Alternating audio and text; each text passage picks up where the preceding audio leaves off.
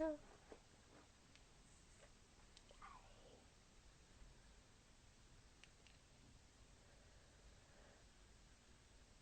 Hi. Can everyone hear me? I'm wearing this, so I hope it works. Wow. Hi, everyone. Hello, hello.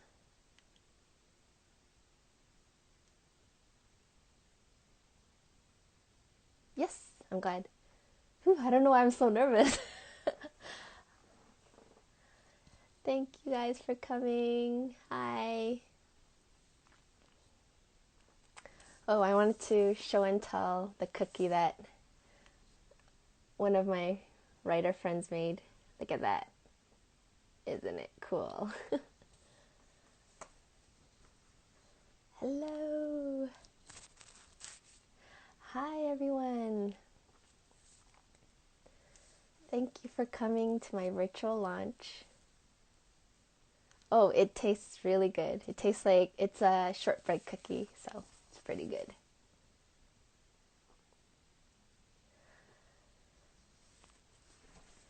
It does taste good.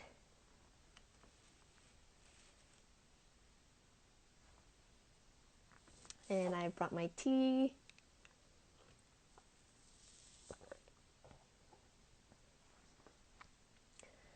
Yeah, thank you guys for coming. So normally I'd have a book launch at Type Books, which is downtown, but since it got canceled, it's a bit of a bummer, but at the same time it's like now I get to have a book launch and have all of you guys join from all around the world. I'd love to know where you're from. Like, are you from Canada, US, outside of North America? Let me know. So curious. And you guys could like virtually eat my cookie, these cookies. I wish I could share it all with you.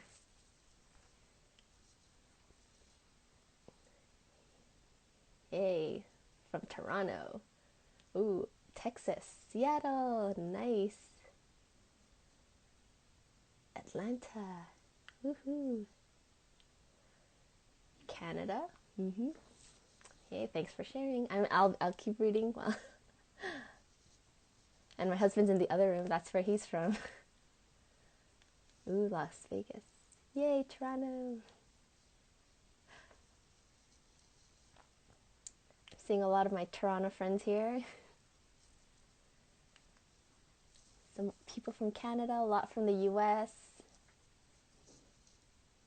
Hi, Laurie.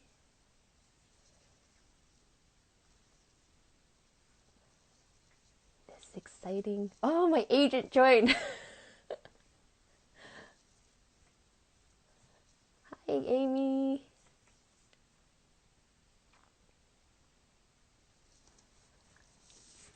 I feel like I'm more nervous during this Instagram live lunch than I would be in person. I don't know why.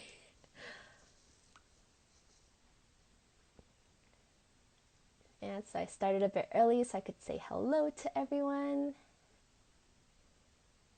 Oh, so how has my quarantine been? It's been pretty, oh, it actually doesn't feel much different because I have a baby and so I'm always stuck at home anyways.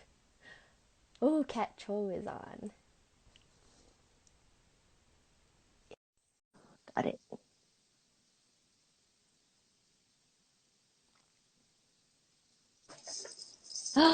Cat!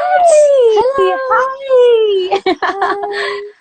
How are you? Oh my I'm gosh. nervous! Why? Don't But be nervous. excited. I don't know why. I'm like, It's, ah. it happens though on your debut week. I I'm like saying it know. like I'm so sage. It's been like less than a And year like it's since the mine. book launch. I don't know why, but it's just like, ah. How did you feel when you It's a lot. had your book launch? First one.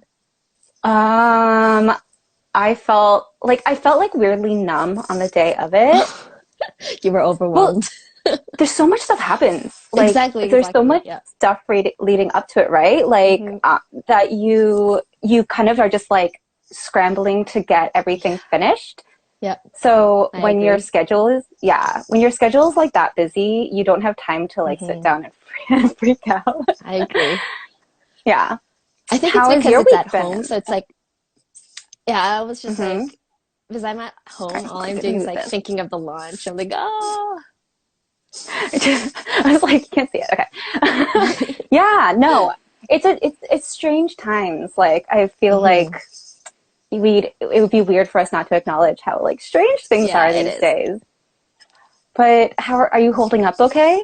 Yeah. So I was just sharing, like, because I have a baby, quarantine Mm. doesn't feel much different because I'm stuck at home anyways with a baby. Oh, So yeah, so that's I'm used to nice. it. Yeah, it's not too That's hard. good. Yeah. That's good. That's good. I'm glad. Wow. Hi, everybody. Okay. Hi. You know what? This is actually my first Instagram live I've ever done. Yeah. Oh, did I freeze? Oh, yeah. Yay! I'm honored Yeah. that it's with me.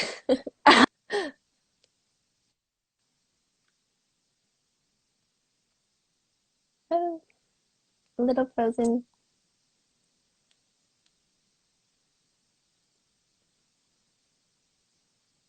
We'll wait for cats. Oh, I hear you now. Oh, okay. Sorry. I was trying to like make sure my Wi-Fi was working, and then Oh, it in trying happens. to make sure, it was like, "Oh, you're paying attention to me? I don't work Yes, I anymore." am. I'm like, where's cats? So rude. Um, awesome. I'm really honored that I get to moderate your virtual book launch. Oh no. Um, just to remind Spit it out. everybody, yeah, just to Mhm. remind everybody,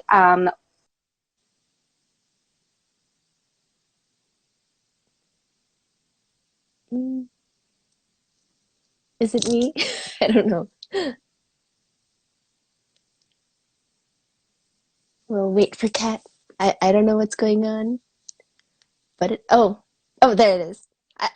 I'm not sure. Is it if it's me, then I could go on data maybe. in the comments, tell us who is Yes, freezing. Is it me or is tell it us. June? Or is it both? It's her. Who's her? Which one? Who's her? Is it June Hur? That's the best joke of the night. Is it June her? Um, Exactly. okay, I'm just gonna keep talking as if people can hear us. Okay, Yes. so yeah, oh, it's Kat. No. Oh, it's All okay. right, thanks. um, okay, sorry. All right, Lori literally just laughed at me. Thanks, Lori. June is not freezing. That's the Woo! comment we got. June is not freezing. So if I freeze, June, just continue talking because All this is right, got about it. you anyway. All right. Okay. So, yeah, we are partnered with Queen Anne Book Hmm. Co. And June, you tagged them in your Instagram post, Yes. and I believe I tweeted with links. Yeah. So if you want to either go to June's Instagram profile or my Twitter, then you can find all the links. They're an amazing indie bookstore. Support indies, and you can get the beautiful Silence of Bones. But yeah, let's just jump into it, right? Hmm. Okay, I have a bunch of questions. I wrote them down because I don't know. I kind of like the feel of like having a notebook in your hands. All And right, I so have a sheet. ooh, look at us going old school. Yeah. I think my cousin gave me this. Oh, that's a really Anyway, that's pretty beside the notebook. point. Isn't it beautiful? I love Hmm. notebooks. Um, that could be a different thing we talk about later. Okay, so I obviously got to read an advanced reader copy of this book. I was so excited about this book from the moment Thank I heard about it. I heard you. about it on Twitter. Like, I feel like there are more Korean stories out there, but like specifically a one of like set in the Joseon era, like at this specific time point Hmm. even, I don't really recall like ever reading one or hearing about one recently. Like, not that I know every book that's out, but it Hmm. just really excited me because Yay. I love like seikooks. Me too. I was like, finally, someone wrote a book version. So I was so excited. I was so excited, and it lived up to expectations. Actually, it exceeded, but we will get there. I have a question about that. Okay, so first, why don't you tell everyone, like, what was the spark that, like, kind of gave you the idea for this book? Because it's a very specific topic, I think. So for me, for many years, I just wrote British historicals because I loved like the Regency era, the Victorian era. But then when I got rejected for all the books I wrote, I'm just like, maybe I should try writing about a different history because I'm like kind of burnt out about, British history. And so I just one day I was like, I want to read a different book that's set in a different country, a different era. And I'm like, oh, I really love, sagas like Korean historical dramas. And so I'm like, oh, there has to be something like that in, book form. And so I kind of researched, and I found like a few Korean fantasy historicals. Like there's Ellen Cho, right? There's Ellen O. I have her somewhere here. Yeah. Ellen O. So I read her book. Let me see. Which was really fun. Can't find it. It's somewhere. Yeah. So yeah, prophecy. Hers is prophecy. Yeah. Yeah. So that was really fun. But I'm like, but I want I think hers was more inspired by the 𝙃𝙀 𝙎𝙄𝙀, like more like further back in Korean history. Yeah. It definitely sounds like it was like early in the creation. Yeah, like Three Kingdoms even. Exactly. Yeah. And so I wanted something closer to like Joseon. And so I looked, but I think maybe there were one or two in the adult fiction. But it was more like literary rather than like, just read and, be whisked away into history and forget about everything. And so it was still fun, but then I wanted something particular. Like I wanted it to feel like a Korean historical drama, but I couldn't find any. And so I'm like, should I try writing one? And I was really scared at first. But then I think I found that we need diverse books movement, and like, people actually want like fiction set outside, like in different countries and about different ethnicities. And so I think that gave me the courage to even consider writing one.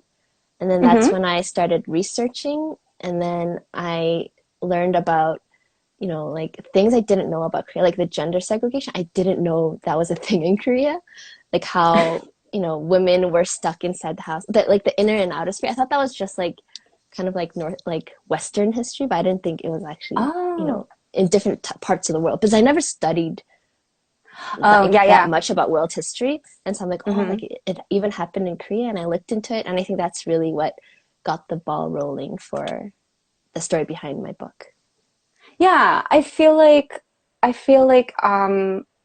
didn't learn really about Korean history until I was in college. Me too.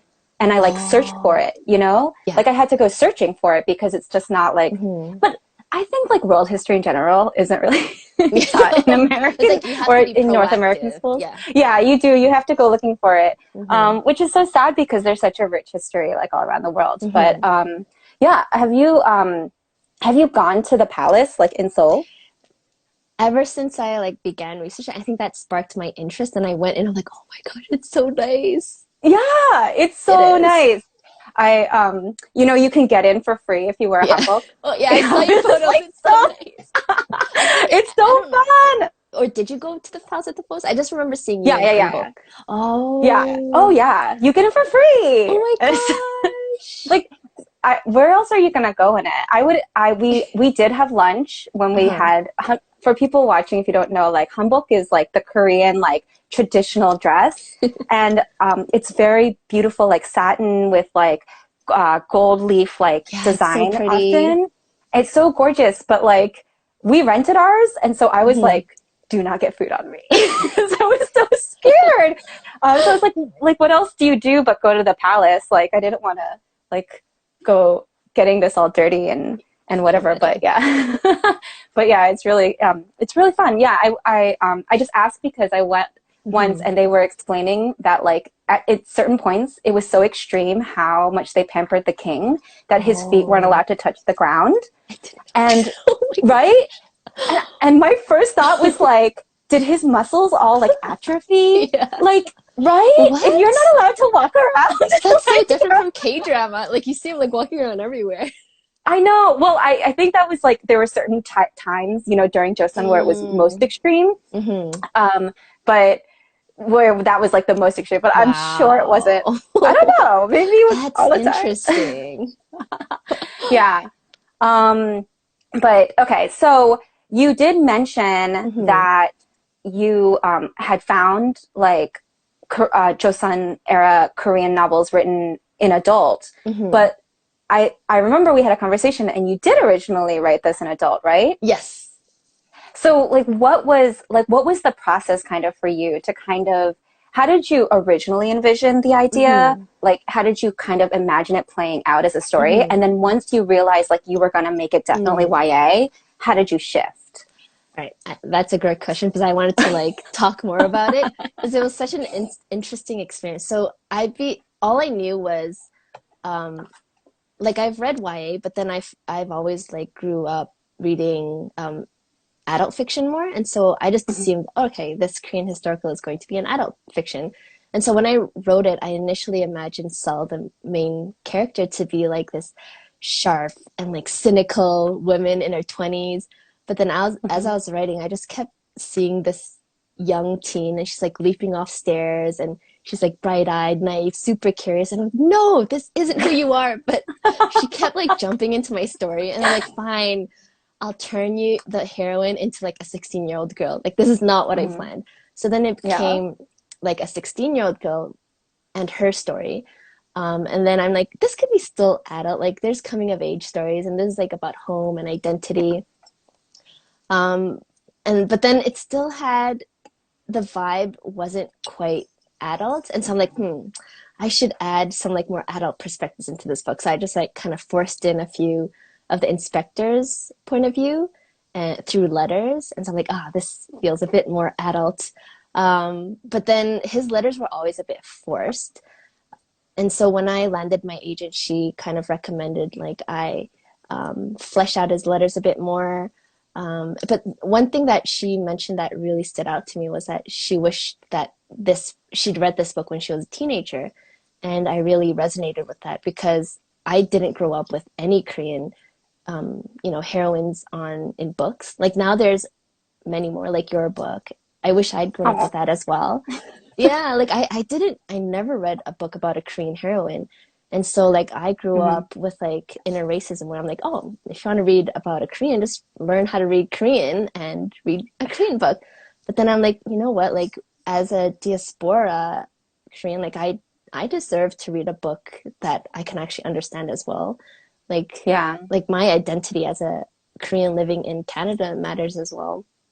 And Mhm. so I think what my agent said really resonated with me. I'm like, and that really made me consider like, oh, like, would I be open to writing, like shifting the book into a YA? And so we did, I think, one or two revisions, and then we went on Mhm. submission. And then my editor, before offering, she asked me for a revise and resubmit. It was like a very big revise and resubmit request. And the main thing was asking me to take out the letters written by the inspector. And so I was like, so that was the part that I feel like really shifted the story and focused mainly on the young heroine's point of view. Mhm.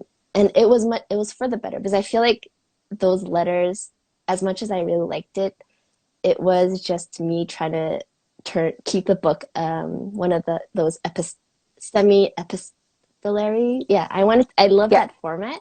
So I was just like forcing the letters in. But yeah, like taking it out, it worked out for the better. But yeah, so I think yeah, revising with my agent and then revising again with my editor, yeah, it shifted things to the YA market. And I feel like I never grew up. Like I feel like after like when I feel like all the things I struggle with now, it's still the same things I struggle with as a teen.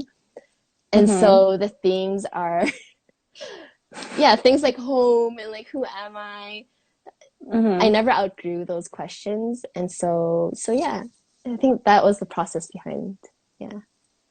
Yeah, I think you brought up being diaspora or Mm-hmm. I diaspora. don't I even don't know. really, I think people say it both ways. It's really interesting though, because I feel like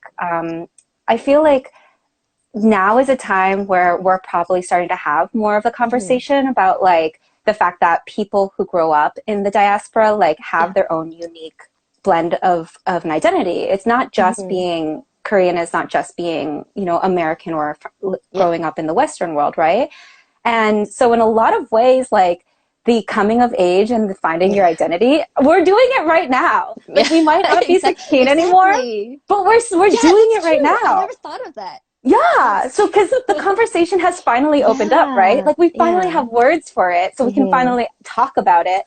And like with the like spread of social media and being able to connect with other people that like, you know, aren't in your direct community, you realize there are other people who feel the way you do. And so you're finally able to talk about it with people. That is so like true. People right? People hate on Twitter, but I do. I like Twitter. I've met a lot of amazing, diverse creators, and they've allowed me to like explore my identity in a way I never got to do when I was a teenager. Like I grew up in Florida, so it was a very specific like, experience for me. But yeah. Yeah, I didn't even know like the whole whatever diaspora experience was a thing until I was on Twitter and people were like like sharing their struggles, like things like, you know, if you're a diaspora individuals, are you allowed to write about your homeland?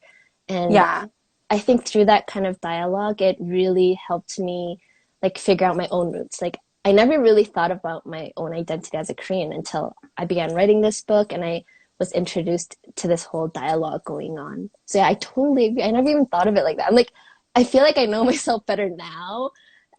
You know, I think that struggle I was going through as a teen, like it's slowly being wrapped up now, but it wasn't for a while. Yeah, it is hard. And like when I was younger, like I always thought like my cousins who lived in like New Jersey were the most Korean people in the world because they were technically more traditionally Korean than like how my family felt growing up in Central Florida. So I would be like, I wish I was more Korean. I wish I did like Kumon. Like I wanted to do Kumon June. I thought it would make me more Korean, which that's wow. Oh, so you actually like you grew up wanting to be more Korean. I did. Because I felt like a weird disconnect. Like, and I think it was because I grew up in a community where we were the only Koreans and one of like 3 Asian families. And so I was like really searching for a way to define that part of my identity. And for me, it was K-pop and Kumon. But my cousin is in the chat. She says, no one should want to do Kumon. Thanks, Bexy. Yeah. It's no one should want to do it. That's how sad I was that I actively wanted to. I was like the opposite because I grew up downtown, and here in Toronto, there's a heavy population of Asians, East Asians particularly, and so it was more like there were like second gen East Asians, and so for me, I wanted to blend in with them. I didn't want to. Because back then, when I was in middle school, Korea wasn't as well known, and so like, well, where are you from? Korea? Where's Korea? And so I was like, I don't want to be part of this country that no one knows about. Like, I don't want to eat kimchi in front of them, and so like I was ashamed, and so I kind of suppressed it. I knew I was Korean, but I didn't really strongly identify as a Korean. I went to Korean school, 한글학교, and I thought that was the most boring thing in the world. And was yours on Saturday? It was just like, yes, it was. Mine was on Saturday. I was so mad. So boring. So boring. Like, why do I have to learn Korean? I don't need Korean. But now I wish. Now I'm glad I learned the foundation. So yeah, I'm glad in retrospect. But back then I'm like, I don't want to be Korean. It's so boring and lame. But yeah. I think I did it. I think the one reason why I held on to my Koreanness was that when people were racist to me, they were racist, like saying that I was Chinese. Yeah. And my only comeback was like, well, you look foolish, don't you? Because I'm Korean. And I know Korean. So it was like, it was weird. It was like a double-edged sword, kind of. Like, because I clung to my Koreanness because I thought that people wouldn't be as, I hoped that people wouldn't be as racist to me if that was the case, but they would have been. They just didn't know what Korea was. Exactly. Anyway, we're getting off topic. Actually, this is an interesting topic because you were a guest on my podcast on Ride or Die, really long, and I had a great conversation about being a diaspora. Oh, did I freeze? Sorry. Oh, okay. Specifically about being a diaspora writer. Yeah. And I feel like it's kind of, I want to like kind of go into that conversation again, because I think that there is a big push now for own voices writers, but own voices only exists within the context of the American publishing industry, right? Yeah. And so you have to be diaspora to be own voices, if you think about it. So like how did you kind of like deal with that? And also specifically kind of, if you can bridge into like a little bit more of the research you did, because I really love it when you talk about your research. So like I mentioned, like initially I was terrified of writing a Korean book because I thought no one would want it. But then the We Need Diverse movement and the Own Voice movement kind of encouraged me to give this Korean book a try. I think the hardest part for me was like you mentioned, there's this whole movement in North American publishing for own voice books. But on the flip side, there's Korean-born Koreans who, like, a lot of them have been very encouraging, but then there's like another small group of people who are very like protective of their culture, and they're, I think, reasonably worried that I'll butcher it. Like, like, oh, you were born in Korea, like, the language, but, like, you haven't gone to Korean university, and like, you haven't received the training to research. And so for me, like in my head, I was just imagining all this backlash against them. And so I think that kind of placed an extra burden on me to like research maybe a bit too anxiously. Like I'd be like researching at 4 a.m. I'd be like, oh my gosh, am I getting this right? Like, do they know something that I don't know? Yeah. And I think the biggest thing is there's this Joseon historical record called the Joseon. And apparently it's like, as if you like print it all out, it's like as tall as a building, and it won't be translated for another like 30 years or something. And for me, I'm like, I need to read this to write about the Joseon period correctly. But on the flip side, there have been, researchers here in North America. They've dug into that. They've translated bits and pieces of it, and they write articles around it.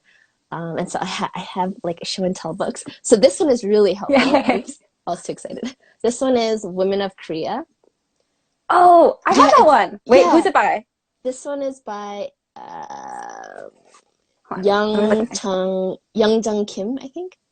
I think I have that one. Yeah. Is that what you did most of your research with? So this one is really helpful. Like this one, my friend Eunice sent it to me, but I read most of it through Google Books. Oh, This one's really helpful to get like an idea of the women's life throughout Korean history. So that was really helpful. And then this one, if anyone wants to write about like royals, this is really good. It's the memoirs of Lady Haegyang. Oh, yes, that's awesome. So the queen in my book, she kind of is featured in here.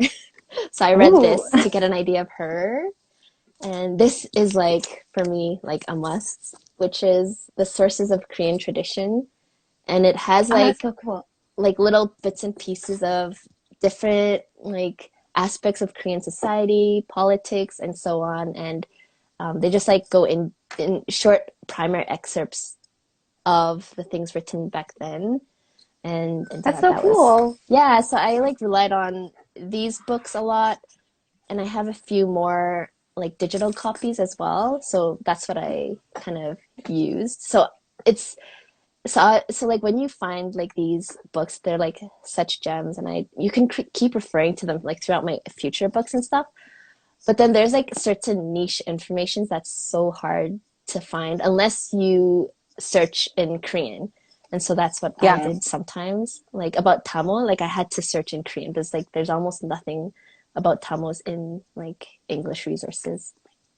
That makes sense. I have a lot of Hmm. shamanism books. I like, well, my actual Oh, history books are outside, and I don't want to like leave the room, but I have like, because there's like shamans oh, I and didn't. wicked fox, Yeah. and I had this thought like, Oh.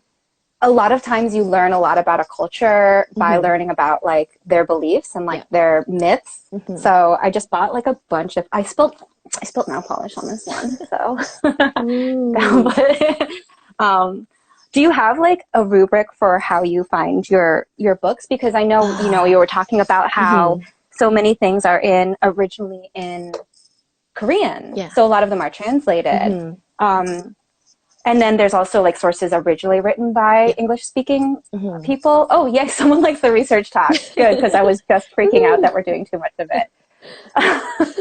um, because at first I only wanted books that were Hmm. originally written in Korean Oh, that's hard, because right?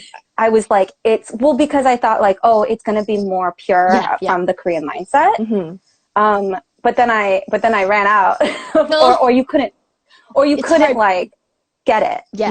Yeah. Yeah. So do you have like a way that you find books that for research? So like a lot of it is just like falling down the rabbit hole. Like when Mm. like sometimes I'd find these excerpts of Korean books and information that I really, really needed, but I'd only see like one page images on Google search. And Right. so yeah, so I'd basically try like hunting down like the rest of the pages. Um and a lot of times like what really helps me is like searching in the key terms and then adding like PDF. And then I'll get like a scholarly article about a certain topic or JSTOR. JSTOR is really helpful as well. I love JSON. I'm Yeah. such a nerd. I Yeah. love JSON. I used to do clinical research though, so like Oh, I kept like my old institution's like login yeah. for like don't tell I will. them. Yeah. That's for my university. I like, ooh. Yeah, right? Hmm. But no, I think like reading like doing research, Yeah. it might feel like it's all dry and everything, but Hmm. after a while, like when I'm writing, it feels smoother because I don't have to Yeah. stop to look stuff up Exactly. because I already like went into like the deep like rabbit Exactly. hole Yeah. Like before, random so it's great. information that you randomly found end up like becoming key in your book. It's like, oh my gosh. Yeah. Well, Yeah. I mean, and I felt like you had certain details within the Silence Hmm. of Bones that felt both really like very detailed, like obviously researched, but Hmm. also very organic. Um, like I definitely felt like the way you described like the buildings or like the clothes Hmm. that people wore or the tools that Hmm. they used, it felt important. Hmm. Um, just because, especially like when Seoul is like asking to learn how to like write, Yeah. like learning how to read and write it because she technically is in a job that's Hmm. very that is better than like most people of her class, Hmm. but she's still of her class, Yeah. right? And so she can't read and write, but she has to literally like take letters to like Yeah. the inspector or like to the noble houses and stuff. Yeah. Um, so like how did you decide like how to balance those two things? Um, so like how to add in like bits of history. Yeah, like because I think that Uh-huh. technically you could have written this whole book without referencing specific things. You That's could have true. been very Yeah, yeah. vague. Or you could even have referred to things in their Western equivalent, so That's like it true. was Oh yeah, easier yeah. to imagine, Yeah, that's a good which is question. something I Hmm. thought about a lot with Wicked Fox. Hmm. But Yeah. you decided at certain points to go into detail Yeah, about the yeah. very Korean Hmm. things. That's a good question because like it's something I wonder as well because at times I'm like I remember writing and thinking like, oh, I could just like kind of breeze over this, like brush it under the carpet and no one would Mhm. notice. Yeah. Um, but I think the thing was for me, writing The Silence of Bones became so personal because I didn't really feel connected to my Korean roots until I began reading history. And then Hmm. while researching into history, like I was so shocked to see like reflections of myself and like bits and pieces of my own values rooted in like, for example, like Confucianism back then. I'm like, I had no idea that you know, parts of me was influenced by that aspect in history. And so, like, writing this book ended up becoming my way of like reclaiming my Korean roots. And what happened was writing The Silence of Bones ended up becoming my introduction to Korean history. And so I feel like I was writing the book and I'd be like, oh, like this object or like this kind of place in the countryside is so fascinating. I want to explore it more. And so I'd, you know, manipulate the plot to take the heroine to that place so I could have an excuse to research more about, you know, like for example, 𝙃𝙃𝙀 temple. That's where they go to look for one of the key evidences. And I was so fascinated by that temple. So I'm like, I need a reason to get Seoul to that temple so I could explore it more. And so that's why when I love I read it. about certain places, it's like so detailed because it's like, you know, I sweat, you know, I shed blood and tears to get my heroine here. I'm going to explore it like as much as I can. But yeah, so that's why there's like the things that stand out research wise are mainly like things that I was so fascinated by. And that's why like it, and that's why like sometimes my editor had to be like, whoa, okay, like this is an info dump here. Like you need to like, you know, trim this and that out. But yeah, that's what happened. That makes sense. I'm the opposite. I'm always told by my critique partners, my editors, like, can you kind of like give us a sense of the space they're in? Oh. I'm like, no, because it doesn't matter. They're just kissing. That's fine. That's literally conversations it ended up turning out really well. Like I felt like I was in Korea in high school and stuff.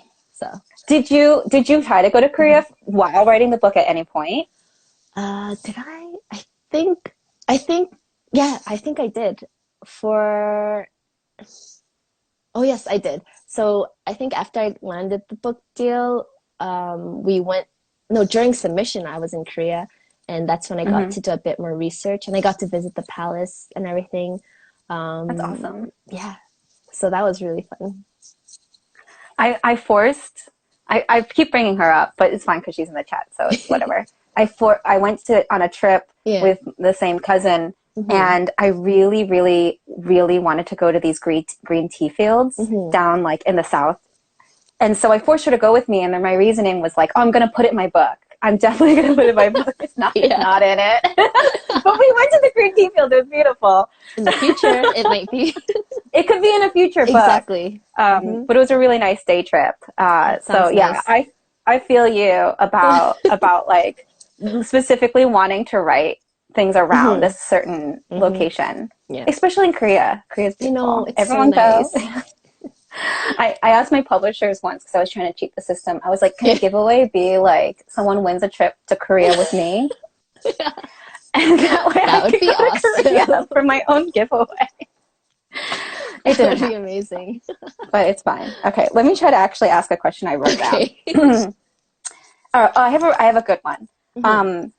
One of the things that I really loved about Seoul, the character, not Seoul, the place, is that she's very curious. Like a lot of her characteristics are that she's kind of a self-starter. I know that she has some timidness in her, and that comes from her station in life, but she does kind of power through and get things done.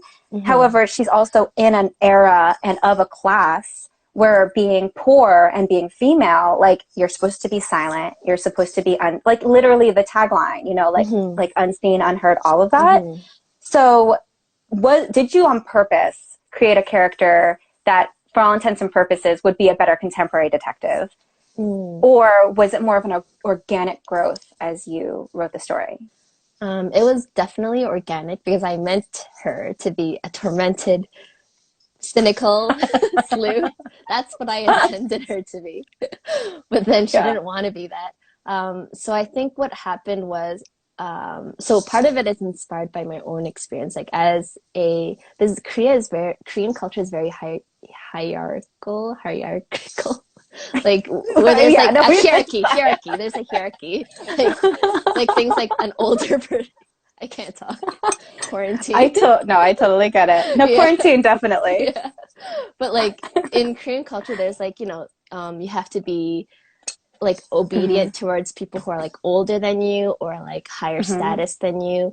And so that's why there's the whole like, you know, 언니, 오빠, Like sense of Sunday. respect. Yes, hanbe in the language as well. So Yeah. I always grew up being taught to be like, be quiet when you're in front of adults. Like, don't talk until you're told to talk. So that side, I was able to resonate with Sol, who was in a very subservient position.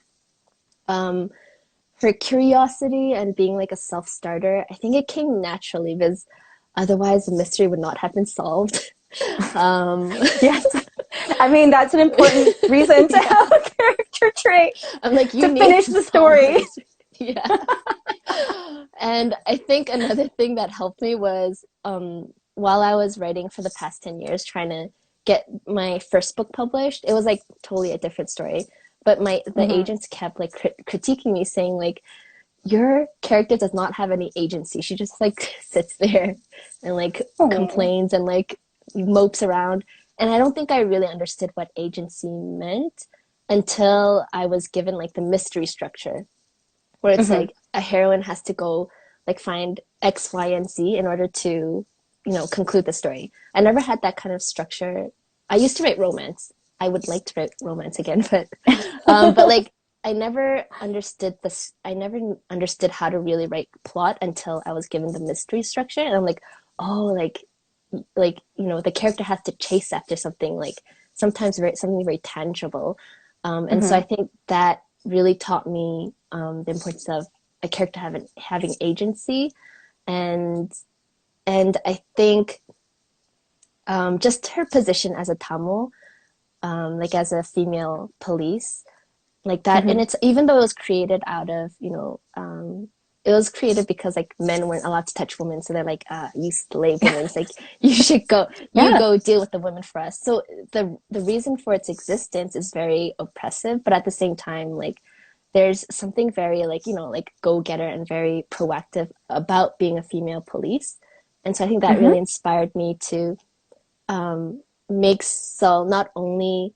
like a girl of her time who is very obedient and quiet, but at the same time, she's like inspired by the role she's placed in to look for answers and be proactive. Yeah. Yeah. And well, there is like a personal motivation storyline through, like, I won't say what it is because I feel like it's a little bit of a spoiler. Okay. So like, but it felt like a lot like well done in that like she had goals from the very beginning of like why she was in this place and why she was doing what she was doing, and then things wove really well together.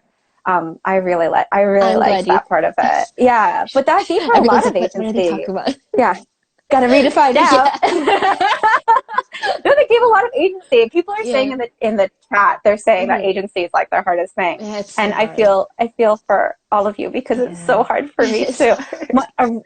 Originally, one of my main characters was supposed to be really quiet and really reserved and really meek, and it was so hard to find agency within a character like that.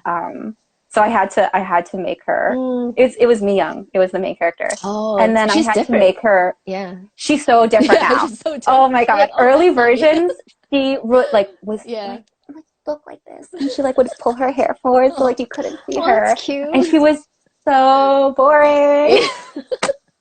I tried to make her like K-drama like heroines. Like you ever see like Oh My Ghostess? I love those heroines. But like she's so quiet. And like the only reason that she works is because of that actress. Ghost. Yeah. Oh, or with the actress. Right? She's so good. She's such a good actress. Like you feel bad for her, but like this is a book. It's so different. Yeah. But agency is hard, so it is. I feel for everyone. Okay, so I had another question. Oh yeah, I feel like you should explain to everyone like what a Tamil is because it's such a fun, cool thing. It is. So a Tamil, according to Wikipedia, I'll share more about it other than Wikipedia. But according to Wikipedia, they were the first one of like the world history's first female police officers with arresting power. And so that's really cool. So that's what they are. Woo, Korea, woo! Yeah, but Korea's first. Yes. But apart from that, basically, So I'll share the not so glamorous side of it. So basically, Korea in the Joseon period was very, rooted in Confucianism, and back then, Confucianism had a very gender segregated kind of law where men weren't allowed to touch women unrelated to unrelated to them, and women weren't allowed to touch men unrelated to them.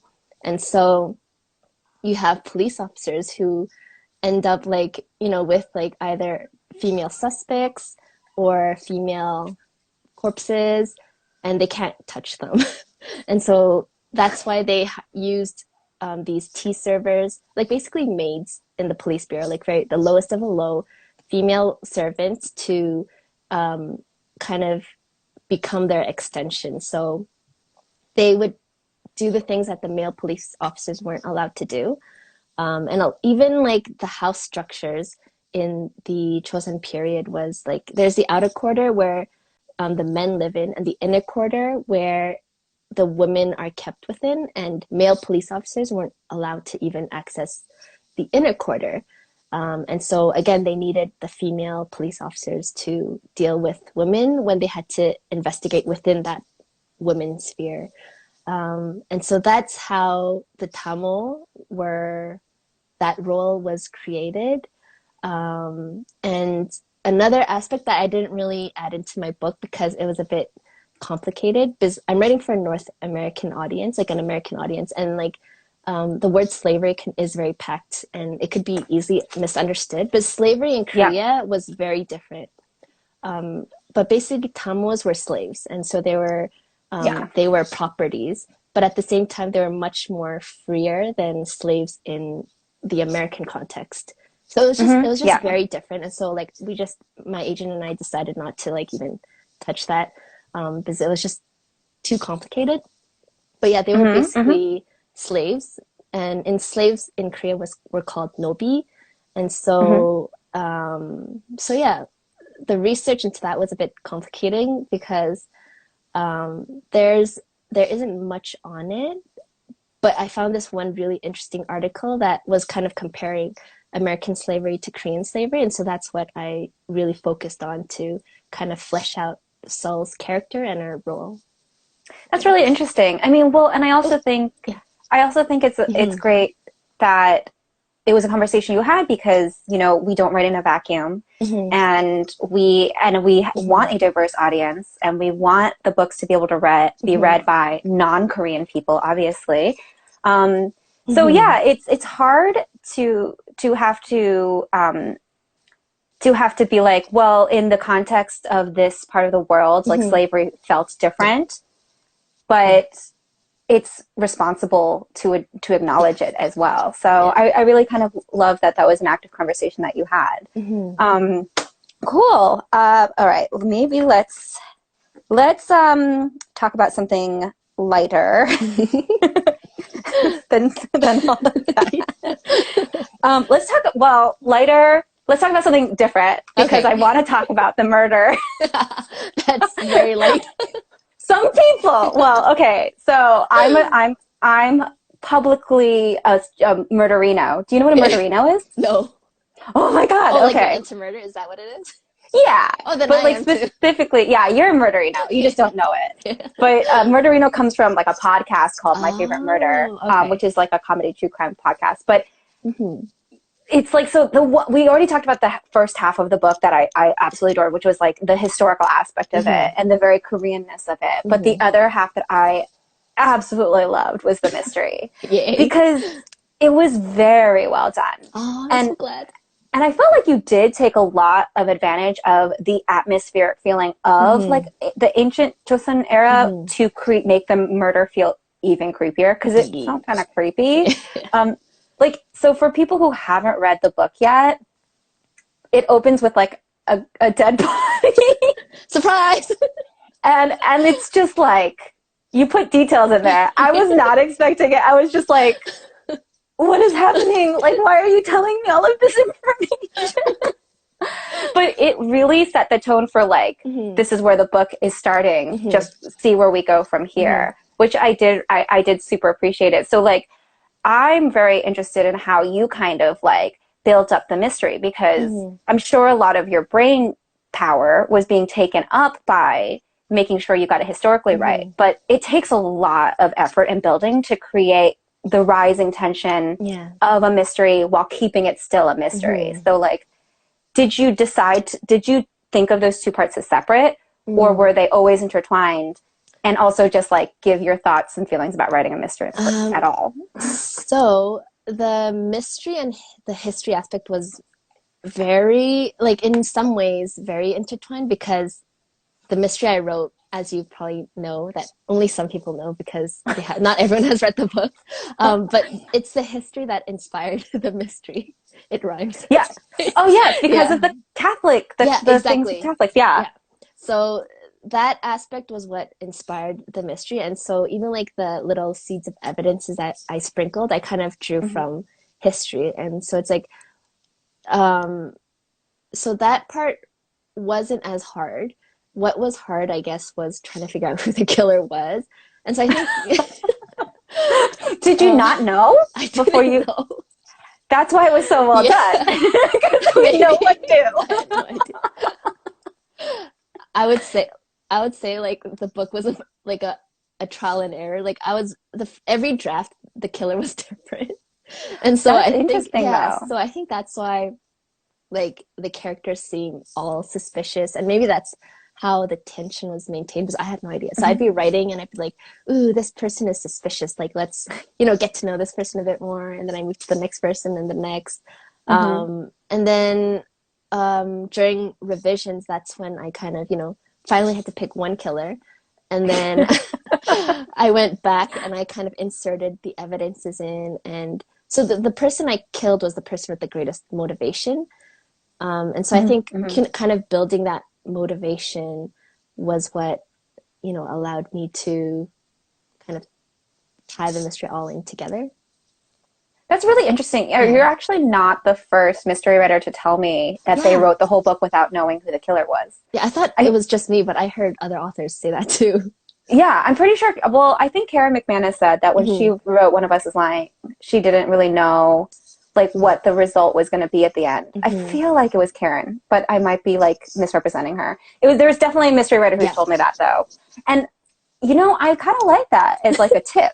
I do, because you're seeing it, where the audience and you as the writer, you're seeing it through the eyes of the investigator. So of course you're going to suspect everyone. Of course you're going to explore why everyone could be guilty. Exactly. I think that's great. I think it's a very organic way to do it. Because I think good job. Something about the thing I love about mystery is, like, first of all, everyone seems like suspects, but then everyone has like their little backstories, right? And so I think, not knowing who the killer is, it allows you to like explore a bit. Yeah. I think it's like less not knowing and more like believing it could be everybody. Yes, exactly. Exactly. I have such suspicious nature. Blah, I can't talk anymore. It's the murderino in me. I'm going to make you listen to My Favorite Murder. It's a great podcast. Yeah, I should. I haven't listened to any of it. It's great. This launch is not sponsored by My Favorite Murder, I promise. But okay, so before I go into like more fun questions, I realized this whole entire time that I never actually asked you to say what the book was about in like a quick blurb. Oh. So why don't you quickly pitch the book? Okay. So The Silence of Bones is set in Joseon Dynasty, Korea, 1800. And it's about a 16-year-old girl named Seol who is indentured to the police bureau. And she has to assist a young inspector with the investigation into murdered noble women. Yeah. And it's great. And like we were talking about, it's during an era in Joseon where there was a certain kind of religious persecution, but it was opposite of what you might think, because Confucianism and Buddhism was like the thing in Korea, and Catholicism was persecuted. Yeah, which I found very interesting. I thought it was interesting too. Yeah. Okay. So, everyone, we are going to open up to audience questions. So just ask questions if you want, and I'll try to like catch them. as they come, but I'm going to do a few of my own, plus a few that we pre-received on Twitter and Instagram. Okay. Let's see. Okay, what's one thing your main character would take to a deserted island? She would take her norige. It's like a pendant. Oh. For memory. Yeah. Enemies to lovers or friends to lovers? Friends to lovers. Oh, me too. Yeah. I feel like people love the tension of enemies to lovers, Yeah. but friends to It's lovers. so sweet. It has history, Yeah. right? Yeah. I love it. It's great. I think it's a K-drama thing. I think so too. A lot of Because there's so many friends. K-dramas where they knew each other before. Yeah. Yeah. The childhood memory. Okay, if you could recruit any character from another book to help yours, who would it be? Oh, I think I have the book. Oh, yes, I have it. Hold on. Let me get it. It would be the girl from this book. Oh, Yeah. I love Stacey She's Lee. Yeah. So Jo Kwon, she's so sneaky and cunning, and I feel like they'd be best friends. No, I love that. It's also historical too. So exactly. Yeah. They'd get each other. Okay, so some audience questions. You can only eat one food for the rest of your life. It must be a type of pickle. What would you pickle? Oh, pickle. Oh. Kimchi? I was like, is it stereotypical to answer that? Yeah, that's the Like, only one I... Does jangjeorin count as the pickled thing? Like the beef? Isn't it more like marinated? You can't leave it outside. Or maybe. You gotta leave it in there in the fridge for a while, okay, right? I love jangjeorim. Yeah, I choose jangjeorin. Okay, or like jjaedang. Yeah. Okay, because I'm not a fan of kimchi. I'm okay with it. The truth is revealed. Are you really a Korean if you don't like kimchi? My little like 18-month-old niece loves kimchi. Oh, that's so adorable. I know. She like red all over her face. She'll just like slather it all over her. It's great. I have photos. Oh, that's so cute. Okay, what was the most nerve-wracking part of getting your novel published? Nerve-wracking was probably like wondering if Korean-born Koreans would be okay with my book. It turned out they were, but that was the initial fear. Okay. Favorite K-drama? Favorite Dongi. Do you know Dongi? I know it, but I haven't watched it yet. It's so good. Okay, I'll put it on my list. I'll put it on my list. Is it a saga? A saga? Yeah. Okay. I was like, just trying to think in my head. Okay, well, what's your favorite contemporary K-drama? Contemporary would be Master Sun. Oh yeah, we talked about this. It's so good, yeah. Master Sun is scary. You know, I feel like you have not so secret dark side, June. Yeah. Like seriously. It's so weird. When people see me, they wouldn't expect it, but then I'm like the one when I'm like, have nothing to do. I'd be like watching Crime Watch and stuff. That's me. I have a lot of friends who are like that, who are like the sweetest people, and then their like favorite show is like The Walking Dead, which I can't watch. It's too scary. It is pretty scary. Yeah. Have you watched 𝙏𝙃 𝙀𝙀? Oh, yes, I did. It I was don't know if I would consider that a saga though, because it's historical, but not that far back in history. But I love it. True. Yeah, it was really good. I love it so much. Okay. What surprised you the most over the course of writing The Silence of Bones? It says there's only 1 minute remaining. Oh, okay. Is that true? Yeah. Okay. I guess we're only allowed to do 1 hour. Oh, really? I didn't know, but now I know. Should I start another one and then invite you in to end it up? Yeah, if people want, we'll start another one, and if people come, we'll talk more. Okay. But if not, thank you all for coming. You guys are absolutely amazing. And June, you're amazing. Congratulations on The Silence of Bones. It is an amazing book, everybody. Please go buy it. Queen Anne Book Company.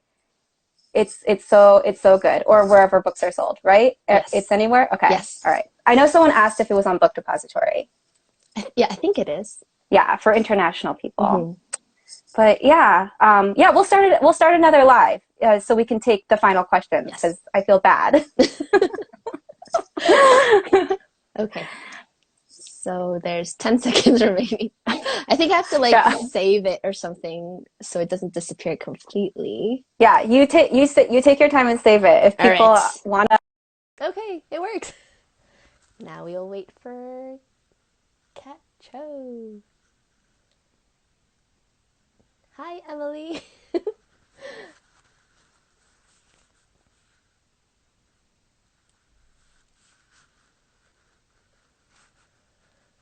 Hello.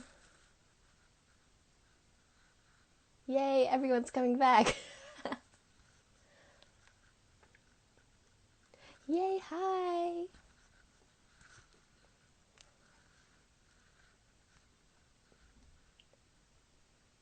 Hi, everyone.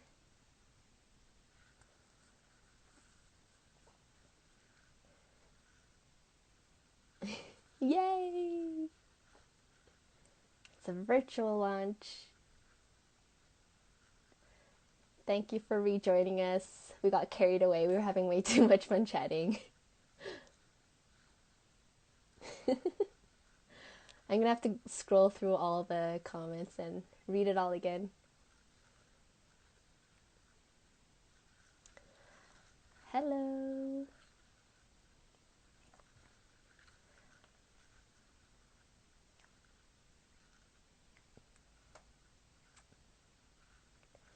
Okay, keeping my eye out for Kat.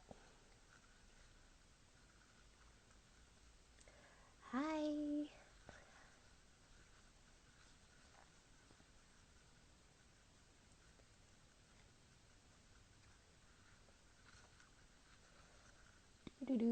Just waiting for Kat. I'll show everyone my cookie while you wait. This is a cookie gift from... Oh, I see Kat. End of show and tell. Okay. There we go. I did watch Signal. It was so good. Yay! Back. Okay. Way too much fun. Yay! Look all the people who came with us. It's so touching. I love this community so much. I'm like gonna cry. This is so sweet. I was like, they're gonna be like, okay, fine, I'm gonna go eat dinner. I'm tired. I know, they all came back. Cool. Yay! Thank you for coming back. Okay, I'm gonna start asking all of the community questions because I had my hour, so I shouldn't be selfish. Okay. What was the most difficult thing about writing your main character? Me, it was wanting her, like I kept saying, wanting her to be this tormented sleuth, but she kept being too happy, too sweet, and I'm like, oh, okay, fine. So to be fair, I never thought of her as that happy. Oh, yeah. Okay, well, she was definitely fairly tormented to me. That's true, but not tormented in the way I imagined her to be. And so just letting her take over the story was pretty difficult, but it turned out well. Yeah, I feel like her station and her situation would never have let her be happy for too long. That was so sad. Even as I was saying the sentence, I got so sad. Oh. Okay, so who or what were your sources of support during the writing process? Okay, obviously my parents. So when when they figured out I wanted to be a writer, they just supported me. They never read my writing, but they kept just supporting me. Even when I was like a grown adult with a part-time job, they never like pushed me to like pursue a career. They're just like, you want to write? That's what you love to do. Then, just keep pursuing your dream. Have they read Silence of Bones? And then recently, like my mom read the book twice.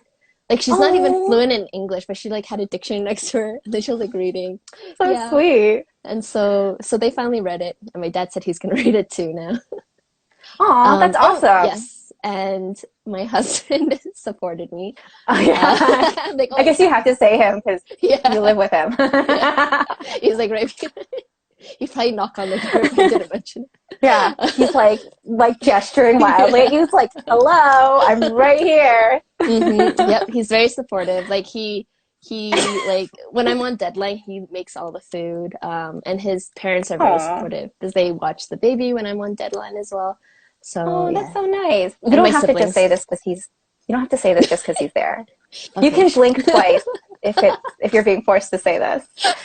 No, it's great. It's really nice. Yeah, it's really good to have a support system of people. I agree. Did you create like a writer support system before you like queried and stuff, or was that something that came about afterwards? So initially I didn't have a support system until I joined Twitter, and then like, you know, as I got to learn more of the writers in the community, like they're so nice. And they feel Yeah. like people I might know in real life in person. Yeah. Yeah, and then I actually did meet a few writers in Toronto, and they've become really good friends. And yeah, they're pretty close. Yeah, I love them all. That's awesome. Yeah, I Hmm. do. I love the Kidlit community does a really good job of like creating Yeah, places for you to connect. I No agree. matter where you are, it's very accessible. So Hmm. I've always really liked that. Okie dokie. How do you know when you found the right story, and how do you stay motivated to write it to the end? Mm. For me, it's like a feeling thing. Like when I Hmm. write the right story, like I'll be motivated to continue on. But then sometimes, like even with my second book, like there's sometimes when I write a draft and it just feels off. I can't explain why. It just feels like Hmm. something's not right. And yeah, it's just a feeling thing. Like I don't get the tingles. I'm not excited to write. But when I have that, like, oh, I could imagine this like as a movie, then I'll continue pursuing it. Um, but yeah, I'm like a As vision. a Yeah, movie, yeah, like I like imagining a story interesting. as a movie. If like I see it in my head and I'm like, oh, this is not a movie I would want to watch, then I just like rewrite. Yeah, Your own worst critic. You're yeah, like, this movie is so boring. yeah, exactly. That's really interesting. So you're a visual writer in I am general. Do you very make like visual. Yeah, Pinterest boards? I'm. I thought I'd be a Pinterest person, but I'm not. I'm more like, Yeah. yeah, I'm more like scenes. Like I have scenes in my head that I really want to get to in the book, and so that Hmm. it's like it's just more like a brain feeling thing rather than like an actual visual like Pinterest thing. Yeah, I'm not an aesthetic writer, Hmm. but I can see scenes when I write them. Yeah. To the point where like I overstage it. Like I block out all the actions. And I'm like, he Oh, walked to the other side of the room. Then he yeah, picked yeah. up I'm the like book. that. Yeah. And then I'm like, this is superfluous Me and too. ridiculous. Like, you don't need to do this. Same here. Someone in the chat asked Hmm. if you could write in a different genre than Hmm. mystery, what would it be? I, all right, so I started off writing romance, but then I realized I suck at romance, but I really want to write a romance like one day. Do But it. yeah, but Romance it's, is fun. yeah, but people say it's easy. It's so challenging. It's so It's hard. not. It's It's not. not. I feel like writing romance might be one of the hardest things to get Mm-hmm. right. Like I I think agree. in any Mm-hmm. category or genre, you Mm-hmm. can just like write. Mm-hmm. I mean, you just write a book and Mm-hmm. whatever, it's a book, Mm-hmm. right? But to like keep someone's attention Yeah. purely for like, will this relationship Yeah. happen? You have to get the That's emotions hard right. to It's so do. hard. It's so It hard.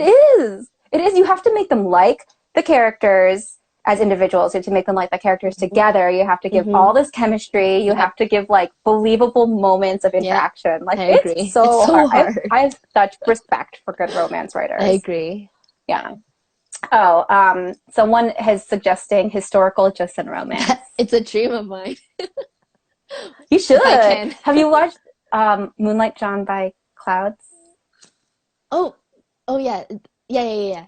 with Moon purple? embraces the No, no, sun. no. No, Moonlight that Drawn one. by Clouds. No, I Moon haven't. Embraces the Sun is different. Oh my God. Well, both Okay. are good. Yeah. But but I Moon Moon Moon Embraces the Sun is has a lot more palace Yeah, intrigue, yeah.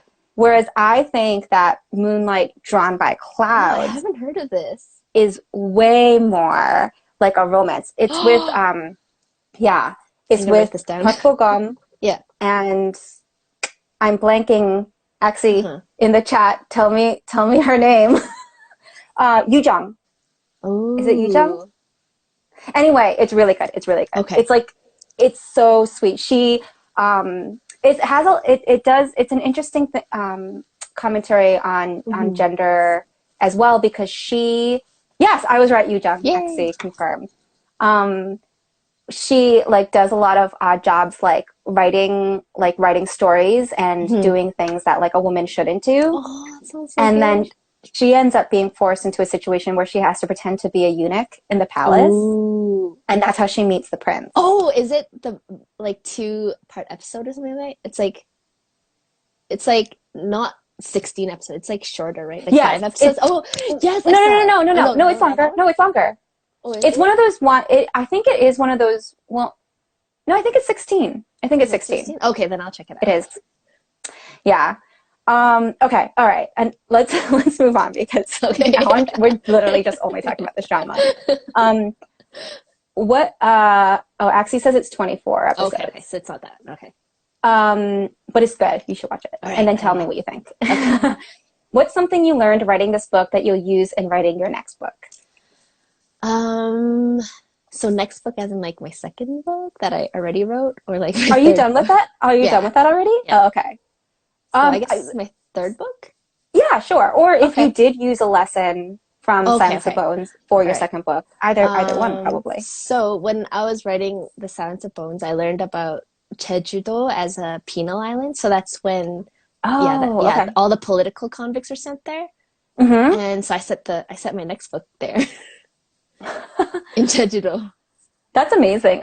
You wouldn't think it, right? With Yeah, Jeju the way it I is right know. now. It's like the Hawaii of Korea, but back then it Yeah, it's wasn't. so beautiful. Yeah, it is. Um, but 18 episodes. This person, Aha. Okay, everyone's yeah, trying. thank you, person who said that. Oh yeah, kurin talbit, Oh, moonlight should I dream watch drawn it? by clouds. All Yeah, right, I'll watch it. but yeah, no, I'm really excited for your second book. Do you want to like kind of tell people a Sure. quick pitch for it? Yeah. So it's about two sisters who have to search for two estranged sisters who have to search for their missing father, who happens to be the greatest detective in Korea, and it's set in Jeju-do. It's amazing. I love it It's so much. I love yay. sibling relationships. They're I do really great. too. Yeah. They're so powerful, like in a way that like romance can't explore. I mean, it can, but I just think sibling relationships I are agree. hidden gems Yeah, often. it's like you're stuck with them. You really are. I love my Yeah, sister. me Sorry. too. I feel like I need to give that disclaimer. I love my sister, everybody. Is there like any craft thing that you learned? Because like I feel Uh-huh. like sometimes you make a mistake. Yeah. Maybe I'm dragging myself right now. Oh no, no. Because there's definitely things that I did in Wicked Fox that I was like, never again. Oh. Just for myself. Uh-huh. So it's so hard to write. So like, is there anything that was like that, or anything that you wish you had done and then you ended Differently? up doing in the second? Yeah, that you Oh, ended okay, up doing okay. in the second book. Yeah. I wish so in the first book it's pretty heavy. Like the themes are heavy. It Mm-hmm. could be very dark. So one thing I wish I had done more, which I do more in the second book, is like add more lighter moments of just like, characters having fun, chatting. Because I realized in retrospect that having like that balance of light and dark is very important. Mm-hmm. And Mm-hmm. I think that's what Korean dramas do so well. Like they have those dark, heavy moments, and yet it's balanced well with those, fun, light moments. And so yeah, that's what I would do Yeah. differently. Yeah. No, that makes a lot of sense. Hmm. Um, I just did a rewatch of Strong Woman Do Bong-soon, Oh, it's so good. and like from all the like when I remember when I first watched this drama, all the Yeah. teasers and all the trailers were like Uh-huh. the lighthearted, fun Yeah. stuff. And it starts off that way, and then Yeah. there's like the So scariest disturbing. serial killer. Yeah. So disturbing. The So disturbing. scariest serial killer that you will ever meet. And Hmm. it got really dark, but yeah, Q-dramas do that a lot. Yeah, me too. Someone asked, okay, let me go back to some of the pre ones. uh, what's a popular scent you don't like? Oh, a popular scent? I guess so. Um, I don't like fruity scents. yeah, me too. I don't like anything too strong. I like very Yeah. subtle, you know. I like floral, like Hmm. musky, Yep, sandalwood. I don't same, know. same. I wonder if this person asked because I've been talking about candles so Oh, much. really? I've been talking about candles so much on my Insta story. If you could be any mythic being Hmm. or creature in Korean lore, who or what would you be? Korean War. Or Yeah. like if I'm on the battlefield, who would I be? No. Like Korean, like mythology, I think. Like a Oh, creature. oh, Yeah. okay. I would be Kumio. Kumihos are like, of all the Korean mythological creatures, are like, they very interesting. They're very Yeah, sexy. yeah, you could like shapeshift. They live forever. Mm-hmm. Yeah. I would be, I'm doing some interesting research into like this. There's not a lot, but it's a type of Korean myth called, about Sonya, which is like Oh. heavenly maidens. Uh-huh. But I found this one passage that called them like the lieutenant of the god Oh. of heaven. Oh, And I that's was like, so female, like, interesting. it reminds me of like the Valkyries and like Thor, Yeah. you Oh, know? But that's that a was good really interpretation interesting. of them. Like, I feel like it would be a cheat for me to choose Hmm. Gumiho. But maybe Reapers, though. Do you watch Yeah, I'm Goblin? allowed to choose. Ooh, yeah, they're so cool. Yeah. They're really cool, but like sad, I guess. They're a little Mm-hmm. sad. Mm. But Mm-hmm. that was cool. All right, someone asked if my main character and your character met, what would they do like for a day? I feel like Sol would be kind of intimidated by your character. But But she's Miyam so tries not to be kick-ass. intimidating. She is once you get to know her, but like when she Sure. meets new people, she tries to be unassuming. She tries to be not scary, so people don't Uh, notice her. what would they do? I feel like they They would just oh not talk to each other. they would. They would No, no, just sit you in a know room what? and not talk to each other. No, you know what they would do? I think your Young would be like that, have that Onni vibe, and she'd be like, "There's this bad person. I know you love solving crimes. Let's go, let's go arrest him or whatever. Let's go get him then." I feel like she'd do I that. feel like now she would. I Mm. feel like at the beginning of the book, she would have Yeah, completely she ignored would. her. Yeah, yeah, Miyam would yeah, ignore yeah. her and be Yeah, like, do your like who own is this thing. guy? I'm not Yeah. involved. And I think like as the book progresses, she Hmm. would realize like it doesn't work to like ignore like the Hmm. problems of the people around you. And she would help. I Yeah. agree. Yeah, She, and in her heart of hearts, Miyang means well. yeah. But I don't know if she does a good job at it. I don't think she does a good job at it. But yeah, she's interesting. Oh my god, how do I read more questions? All right, here we go. Um, okay, what if your character switched eras? Ooh, I'm Uh, curious about what you would say about me. It's like you have to be subservient and quiet. I feel like if she was alone, like if Hmm. she individually was like sucked into the Joseon era, Yeah. she would be 100% survival. Like she would do what she needs to do to survive. She would like hide. She would like Hmm. sneak in places, like steal food or whatever. Hmm. Because she does that anyway. She's all about Hmm. survival now. Yeah. But if she went to Joseon with Yena, her Yeah. mom, Yeah. Ooh. then I feel like they would rule Yeah. the place. Like Yena would take They'd be over trouble. everything. She'd be like, my daughter, her word is my, when she speaks, it's like I am speaking. Yeah. Oh my gosh. What would Um, Sol do? so I feel like she'd go to Hagwon like after class to learn how to Oh, read she and write learned to better. read and write. And then Oh she'd my just live in the library. god, that's so cute. Yeah. I love it so much. Um, okay, do we make playlists for our books and do we listen to music when writing? Hmm. You go first. Okay. I only made a playlist like before I debuted it, and then I just like shared it with people. But before that, then I don't really have a playlist. I just have like soundtracks I listen to. Usually, like soundtracks from movies, like Interstellar, or like Oh, yeah, okay. those kind of things. How about You know, it you? would be a really good soundtrack Oh, what? for you to write historical romance would be the soundtrack to Moonlight Drawn by Clouds. Oh, really? I'm not even like, I know I'm going back there. Yeah. But it has such a sweet soundtrack, and Okay. it does use some of like the older, more traditional like Korean instruments in some of the music, I so love it does that. feel I love historical.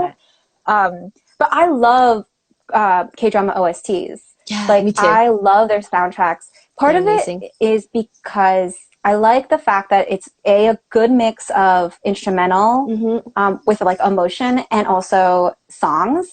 And it's nice because like, since they're singing in a language that I'm not writing in, I'm focusing on what I'm writing, so it doesn't distract me. I agree. Because I know a lot of people can't listen to lyrics, but when the lyrics are in a different language, it's not as distracting. So I really like that. And especially because a lot of the books that I write, and I'm sure it's very similar to you, is very influenced by K-drama feelings. I like to kind of like get into the mood for that. Yeah. There's a really good soundtrack for I Can Hear Your Voice. Oh, I love it. I listen to That that they too. have it's got a lot of tension in it too. It does. That one's a really Korean good drama soundtrack. OSTs have so much tension in it. OSTs have such good tension. Yeah, I do. I love it. One of like the artists that I've been really liking is Punch, because she does a lot of OSTs. Oh. Have you listened to hers? I don't look at the names. She sings the song for Goblin with Chanyeol from then I do know. from EXO. It's really Her good. voice is so good. So good. Yeah, that's a really good OST too, is Goblin. I agree. But yeah. So I do that. I try to make a playlist, or if I'm watching a K-drama and I start to feel something and I'm like, I want to hold on to this feeling for my book, I'll look up the song that's playing in that moment. Idea. Yeah. It's like a sense memory thing. And I try to like, and I'll put it away in a playlist for the book so that I can come back to it later. Yeah. I should use that idea. So, Axie says Mr. Sunshine's I love OST that. Yeah, is. I listened to that as well. Yeah. Mr. Sunshine was kind of an intense drama for me. Yeah, I didn't finish it yet. Yeah, me too. It's so intense. It's like tearjerker each episode. Yeah. Okay, advice for debuts. Oh, I am a debut. Well, what would you say? What would you say to give advice to someone who just sold their book and they're like, my book's coming out in a year and a half. Like, what do I do? I would say, like, the whole promo thing. Don't like put all your promo energy into the first few, like, into like right when you are about to date, like right in the early few months. Like, wait until like after announcing. Yeah. Like, that's what I did. I'm like, I'm going to debut in a year. I'm like, I'm going to post these graphics and like this and that. And then when I reached the like 3-month mark of debut, I'm like, I'm so tired. I have no more ideas. And so I went quiet. So yeah, don't feel like me. I agree with that. I think that there's when you become an author about to debut, there's two communities that you're going to start interacting with, and one is going to be the writing publishing community, which you probably already interact with, but the other is the reader community.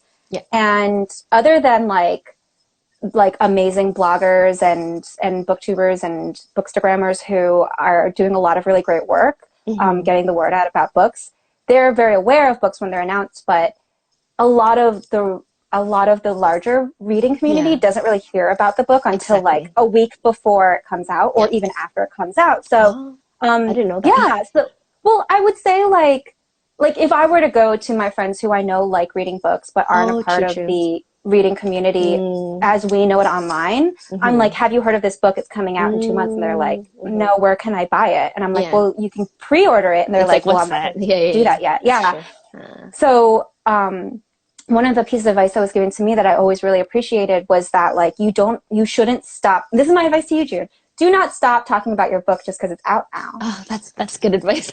A lot of casual readers will want to be able to buy it right away. You know, like I heard about it. I want to buy it and read it now. Why do I have to wait 3 months, right? So it's nice to like remember that there's all different types of readers, and they're all worthwhile to reach out to in any way you can, because we love our readers. We think they're amazing.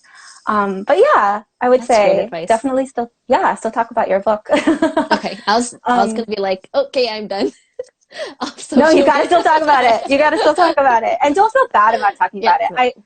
I was talking to some people who debuted last year too, my debut year, and they were like, I feel so, like, they kept on apologizing. I'm sorry, I'm still talking about this. Mm-hmm. I'm sorry. And we were talking, we're like, don't apologize. Like, I mean, don't post a buy link every day, Yeah. but don't feel bad for being proud of something you worked on for years, I right? agree. And it's a work that you are excited about, and you want to share that excitement with people. And I think some of my best reader interactions have been more recently, like months and months and months after my Oh, book came wow. out, because like some people were like, oh, I'm still thinking about it. I read it like, end of last year, Oh, whatever. yeah. And it's cool. Yeah, no, it's been really Oh, that fun. makes me so happy to hear. Yeah, so it's never feel bad about being proud of Mm, something that it's a huge accomplishment. hmm. Okay, so let's go to something on the flip side, a little bit salty, Ooh, spicy. What's the okay. worst writing advice you've been given? Oh, worst. Worst Hmm. writing advice was obviously like if you're not writing, you're not a writer. Um, Yeah. yeah, So yeah. So no, yeah. my favorite part about writing is when I'm not writing. Yeah, exactly. Like when I'm not writing, I'm like thinking about it, relaxing, getting ready. Yeah, no, for sure. Oh, I can't believe someone said that to you. Oh, it's more like no one told it to me. It's more like I saw it online and then I think I took it to heart. I'm like, oh my gosh, I have to write all the time. And so, Hmm. yeah, it just burns you out in the end. Yeah, I think that I don't know if it's bad writing advice. I just Hmm. feel like it shouldn't be said as universal writing advice, Yeah. because I think it stresses people out, is the Hmm. idea that like you have to like keep having books out like to be relevant. Oh, yeah. And I feel like it's really bad to give advice like that, especially someone who's just starting out, Hmm. because my experience has been like even writing a book before you sell one, writing a Hmm. book while you're on contract Hmm. versus writing your sophomore book or next book Yeah, after that, it's all a completely different experience, and you're constantly exactly. readjusting your process. Hmm. So to put on the added pressure of like, if you don't have like a book scheduled like every year, Hmm. then you're falling behind. Mm, It's unnecessary I extra pressure, agree. I think. I understand the business reasons Hmm. behind it. I just think it's really hard to give advice like that without a more like one-on-one conversation Yeah, about what it would I mean for you, agree. like you as a writer, right? Like it would mean something different to you, June, than it would to me, Yeah. right? So, but I was told that at one point, Oh, and it that's stressed rough. me out. I was That's like, oh rough. my god. Yeah, I've heard of it too. Like you need like people saying like you need a book a year out. I'm like, oh no, I don't know if I could do that. Yeah. But yeah. Okay. So, what do you do if you come up with a much stronger plot that makes what you're currently writing moot? Oh, Um, like in the same book, or maybe during a new drafting. idea?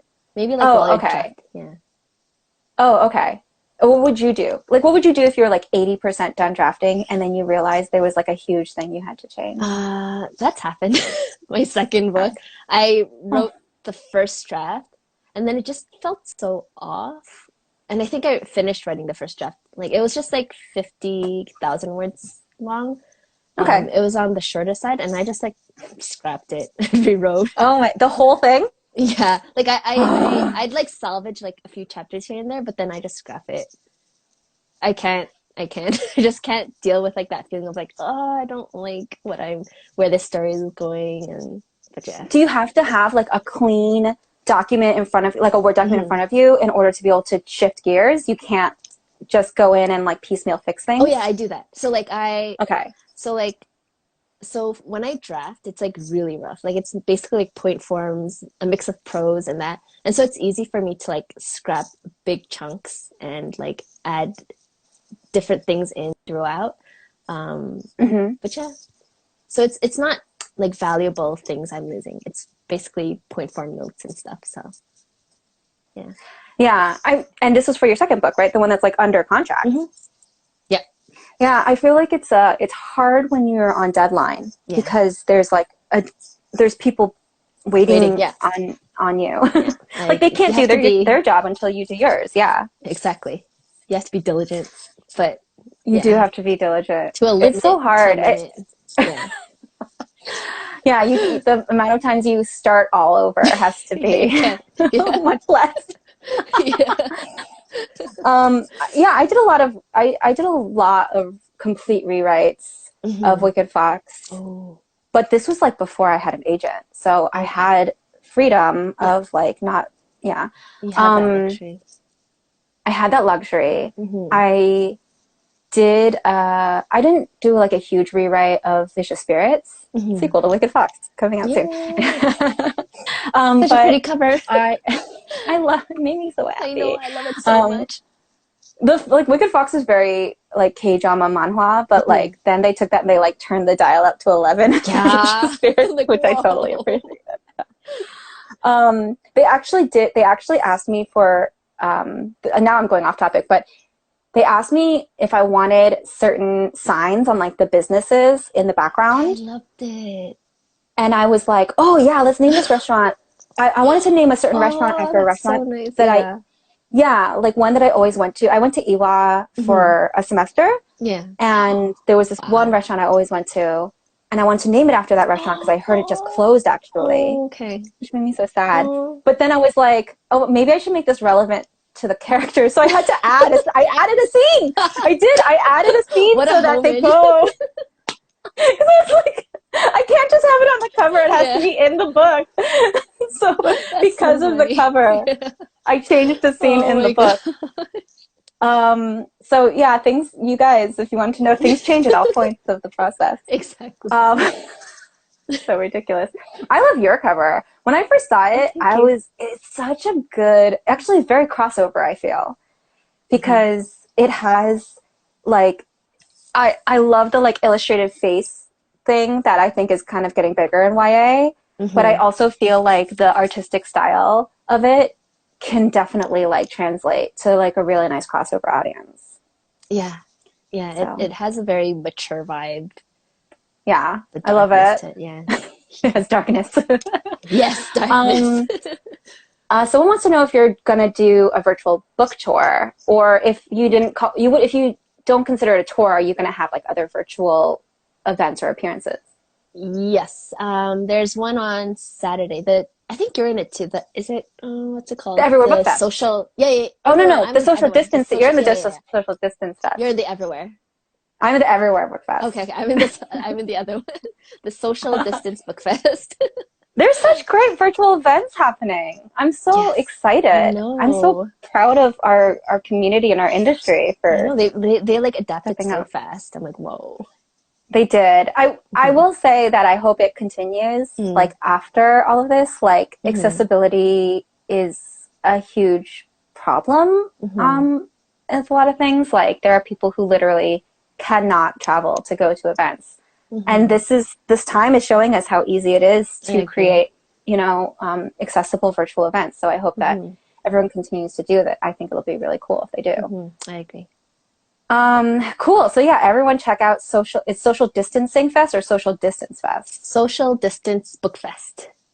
Social Distance Book Fest this Saturday. Yes. Are they at a website or YouTube? I linked it in one of my Instagram posts, so I guess you guys could check it out there. How about yours? Where do we find you?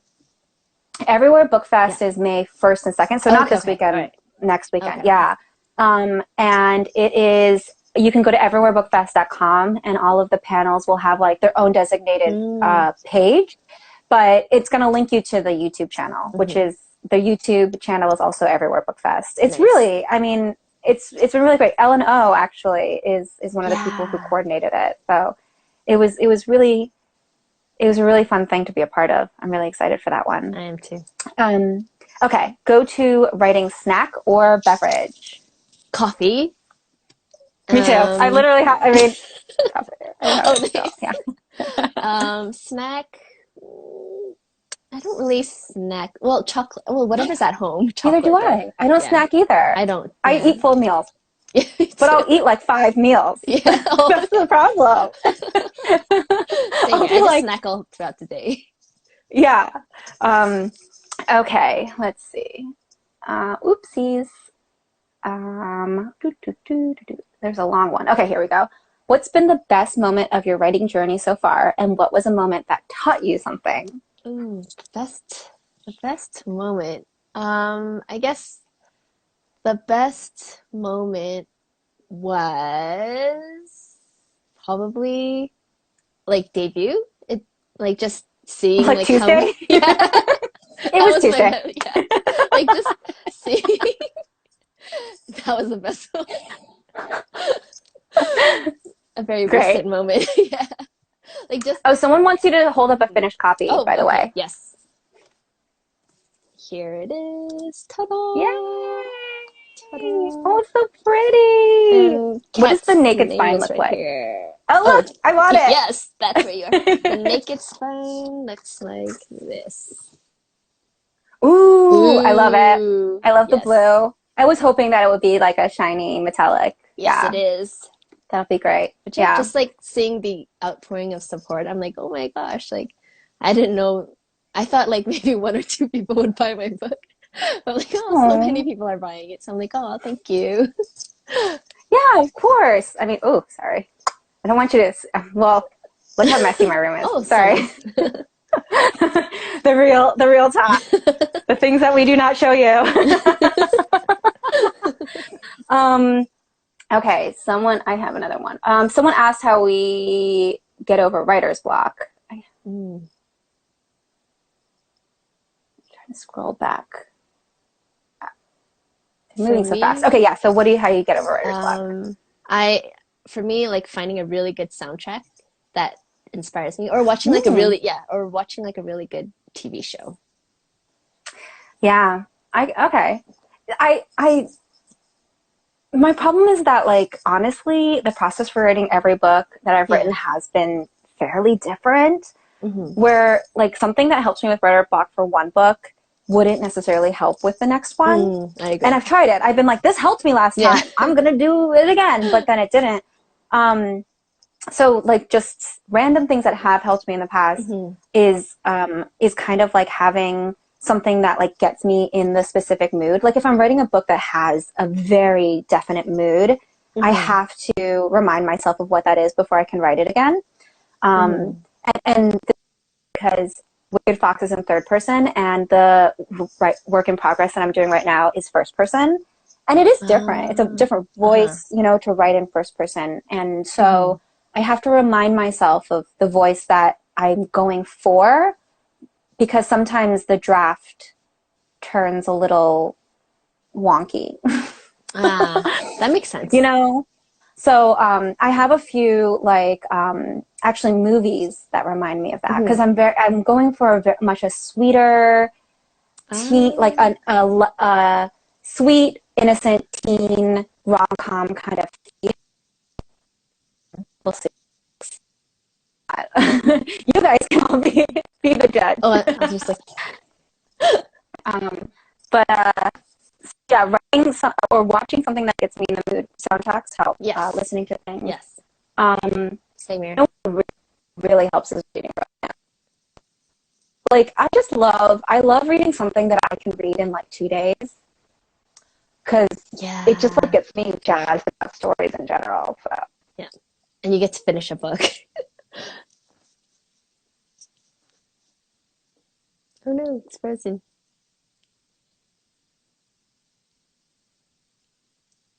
Oh, frozen. Oh, there you are. Yes. oh, Yeah. some people have to go. Thank you for coming. You might have Yes. already left because I Thank you froze. for coming. Okay. Oh, do you have a future dream project that you want to do? Dream project, something set in the palace. Okay. How about you? I want to do one that, oh, I'm not going.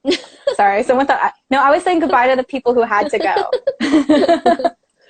um, I really want to do one that's kind of like multiple POV of like a large family that has like a lot of family secrets and like a lot of like intertwining drama that kind of like feels separate but kind of all influences, you know, like I really you ever watch The Originals, the TV show? Okay, so I'll check that out too. Yeah, check out The Originals. It's really good. But it's about the original family of vampires, like the original vampires. And they're like, they've lived for thousands and thousands of years, and they have like they have like a really messy relationship with each other, but they're siblings. It's a sibling story, and they love each other more than anything, but they also hate each other more than Oh, I would totally read that if you wrote a book like that. Oh no, you're frozen again.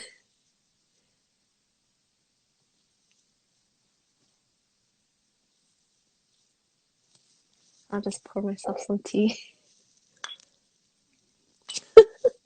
As I we forget.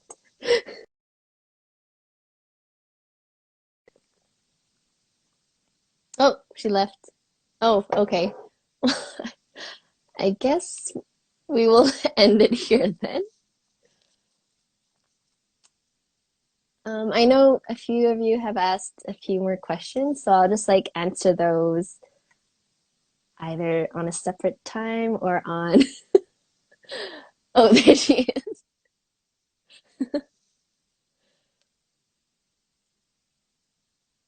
But yeah, like if we miss any questions, I'll answer them next time. Oh, hello. Oh, I'm in here. Okay. Sorry. My phone, I didn't realize it. I tried to turn my Wi-Fi off because like my Wi-Fi's been really bad, but my phone, I have like a Google phone and it thinks it's being helpful, that it's like, oh, I think I found another Wi-Fi signal. I'm like, no phone, you're fine. Stop trying so hard. Like, we're good. We're using LTE. Nice. But,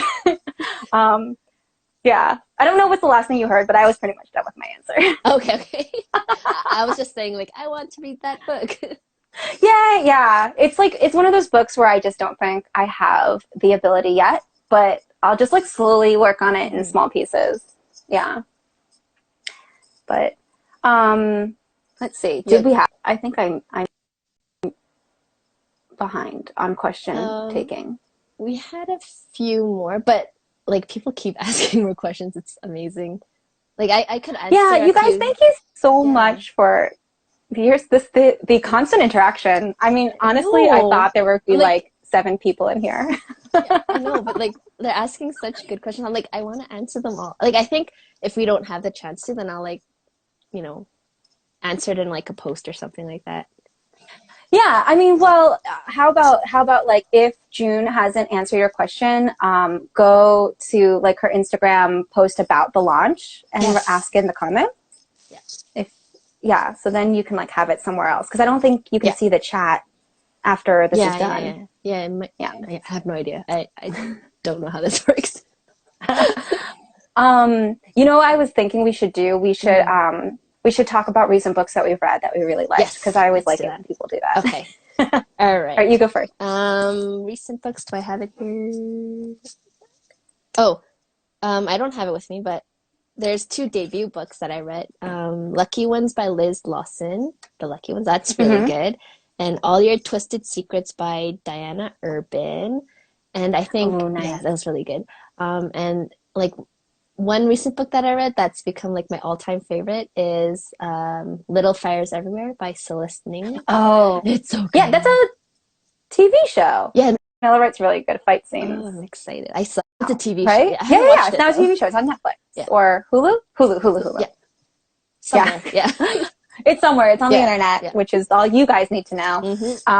The amount of times that I just like Google it, like, because Google now will show you where it's streaming on, because I'm like, I don't know which platform it is anymore. But it's great. I mean, it's not something to complain about. It's amazing. But recent books that I've read, I'm like going to look at my shelf. These are a little bit older. I recognize several. Yes, you want to see them? Beautiful. Yay. This is a good one. Yep, I have that one too. I'll put it up here. This is all the Korean books can hang out. Rebel Soul. Yeah. Dragon Pearl, another Korean one. Ghost Squad. Oh is yes, amazing. Ghost Squad came out by Claire Bell.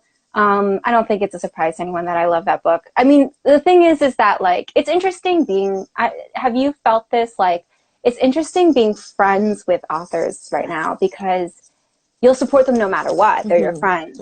But then being a fan of someone that you are friends or friendly with is like such a surreal feeling. It's like a privilege. It's like, what? It's a privilege. Yeah, it is. And like the fact that like you can ask them advice for your craft in the same industry is also such a wonderful privilege. And I felt that a lot with people who are in my critique group. The Deck of Omens just came out. Yes. I haven't finished it yet, but amazing. And Devouring Grey was amazing too, which is the first book in that duology. What else have I read recently? I'm totally blanking. I super am. I feel so bad. What are books that are coming out that you're excited about? Like about to come out? Your book. Oh, it's coming out thank this you. year, right? Yeah, yeah, like in June or something. I'm not writing any more of that book, so it comes out when it comes out, you guys. It's not changing. Yes, I'm excited for that book. Where Dreams Descend. I have the ARC of it. Arc of it. Yeah. You have like the physical art? Yes. I have it right Do you here. have the one that's shiny? I'm yes, so jealous. It's shiny. So I don't have one. I've been asking I got her Janella for the shiny arc for 1,000 years. I'm excited to read it. So rude. Janella's such a good writer. Do you know she writes fight scenes really well? Oh, exciting. And it's interesting because I think, do you find yourself doing this now that you're a writer, that you notice when someone's craft on a specific thing is like really skilled? And oftentimes it's something that I'm bad at writing. I feel so I'm like, how do they do it? I know. But Janella writes really good fight scenes. Oh, I'm excited. I suck at fight scenes. I suck too. Me too. I totally suck at them, but she's amazing at them. Ooh. So I actually expect she's probably really good at like dance scenes too. You know, because it's like hand in hand. Yeah. So that's really good. Axie's really good at like, this is Axie. She's really good at setting like the very sad feeling atmosphere. Yes. Like she'll be like one sentence and you'll be like crying, beautiful tears. Her book feels like a Korean ballad. It's like so emotional. It does. Yeah. It has that feeling. Like lyrical. It feels weirdly ancient, right? Like it feels like an old soul. But I feel like you have a similar feeling. Yours feels like there's wisdom beneath the pages. I don't know where it comes Mine from. is like a bratty child having a temper tantrum for 400 pages. And then these are like stage. Like, but, no, it's good. I love it. I love the variety of it. We need variety. We do. We need variety. I think that's great. I mean, like, I'm really, whose book I'm really looking forward to is Jessica Kim, or it's out already. Yeah. Oh, I just haven't read it yet. I have it too, and I want to read it. I just haven't read it yet. It's on my TBR. The problem with me is that, like, I've always been able to just like go to, there's so many bookstores around me. I can go the day it comes out and get it immediately. But now I can't, obviously. Yeah. And even when I order from my local indie, it takes like 2 weeks to get here. So my perception of like which books have actually come out. Yeah, it's a strange time. Weird. Yeah, but I'm excited to read Stand Up Yomi-chan. Me too. I think I've heard it's amazing. I read a little blurb of it. It seems like a really fun one. I heard at the Winter Institute she read like a scene from it and I was like, oh my gosh, it's so funny. Humor is hard to do in writing. It's a really hard thing to do. I agree. I think like if someone can do humor, then they owe it to us to always be writing like funny books. I feel like I'm putting pressure. Oh, she's here. Yeah. Sorry, I don't mean to put pressure on you. She's in the chat. Yeah. I didn't even know. Yeah, but it's because it's not easy to do. Yeah, it's so hard. So it's I don't such a even skill. try. I feel like there were some like pithy like one-liners. By accident. Listen, I feel like the more you kind of just like be like, yeah, that's how I would react to it. I'm just gonna put it in the book. I think the more natural it would come. Like not come forced. across. If you like try to be funny, it doesn't work. I'm constantly trying to be funny, which is my biggest problem. I'm always like, like I'll be with my family. I'll like be like, oh, did you hear what I just said? Because I didn't hear any laughter. So I think that would make I think that would make a cute heroine, like based on that. Someone who's so desperate that I would love that they kind like of retell heroine. the joke over and over. This person says we should add Jess and Axie to the IG live. I don't know how to do that. Me too. You guys can request. I think you can request to be in it. I don't know if you guys want to request. 2. Oh, you can't do more than 2? I don't know. I'm just assuming because I always saw just 2 people on IG live.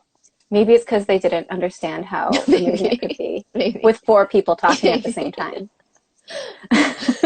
What could go wrong? Oh, she's in her pajamas. That's your normal state of being, Axie. Just put Toro. She has a cute dog. Just put Toro in front of the camera, and then you be on the side talking, right?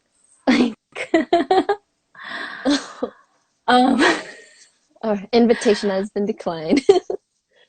Oh, did you actually invite them? Oh no! They actually invited them? They were not in the condition to be on. Oh. They said they declined to request. How are your feelings about? Is this your first Instagram live? I had one. I tried twice. One was for an interview, which didn't go well because like my voice kept echoing without this. Yeah. Oh yeah. Janela's the here. Second one was Janelle. We were talking about your book. Hold up her book again. When I tried by practicing, she's like, "What's going on?" She's like, "I didn't mean to come here." It's Janela's book launch, which I'm hosting.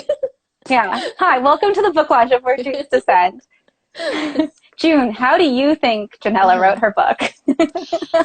What do you think she was inspired by? Oh, I don't know. That's a tough question. Definitely not Moulin Rouge and Pandemonium. No, definitely not. No. I think like Instagram Live is an interesting new platform. I haven't done it. Obviously, I said this is my first one. Yeah. I like it. Yeah, I mean, so fun. I didn't know it was only an hour. Yes. I'm like, it's like counting down right now. Oh, it's counting down again? Oh, not now, but like before. Oh, okay. Soon. It's like 10 minutes left. It will soon, yeah. So we'll stay on until it expires, you guys. So if you want to ask any more questions in the next 10 minutes, then we will answer them, or we'll try to, or we'll talk more about Janela's book. So say in the comments if you just want us to talk more about Where Dreams Descend. I also have this. Oh yeah, we'll talk more about Yumi Chung too. We could talk about. We already said that Rebel Soul is an ancient book. It's an ancient tome. It's It's inspired by that ancient tome that's a building tall. I like Instagram Live. I mean, I feel like it takes some getting used to. I still don't understand how to scroll the chat the right way, but it's been good. Yeah, it's pretty fun. Were you able to save the last video? Yes, I think I did. Are you gonna like? Yeah. Are you gonna like put it on your stories? So I think it'll stay there. And then I think for like 24 hours. But then because I think it stays there for like 2 hours, but then I saved it, so I'm pretty sure it'll stay forever. Like in your highlights? Yeah. So I think I'll like create a separate, little icon and save it there. I do like that. I like highlights because I feel like there's sometimes things that I like to like fan art and stuff that I'll share in my story, and I'm like, oh, but they work so hard. I want to be able to like Yeah. let people find it Oh, I anytime. have to go see. I haven't So seen yours yet. Like I've seen a few fan I arts, but I didn't see like the little. oh my gosh, I go highlight craze. I Oh, have like so many of those oh little yeah. bubbles on my. People probably get annoyed. They're like, I'm not gonna look at all of these. Like, why do you have so many? Janella wants to know what you have coming out next, which probably means after your second book. After like my Like, if I you can't uh contractually talk about it, oh no just contact. tell us like works in progress that you're working Okay. on or excited to work on. Yeah. So I don't have any contracts after the second book. But then Mm-hmm. like we just like kind of we as in like vaguely we just like kind of chat about different ideas we can write about. Mm-hmm. And so yeah, like the other things I'm interested in is like the Hanya in Jeju, like the fish diving women. Oh Um, yeah, the yeah, my mermaids. editor's on here. She's Emily Calico. She's Oh, like she okay. wants to know. Yeah. Please tell your editor what your next book is. But yeah, like I gravitate towards like different kind of work roles that women had on in Korean history. And so like Mm-hmm, there's mm-hmm. the Tamil, and so I explored that kind of Yeah. position. And so yeah, I think like different books that I'd like to write in the future is basically exploring different histories of Korea or different like roles that women played as well. Hmm. I think that would be really cool. Hmm. Would you go to a different era, do you think, like other than I Joseon? I tried to go to Korea.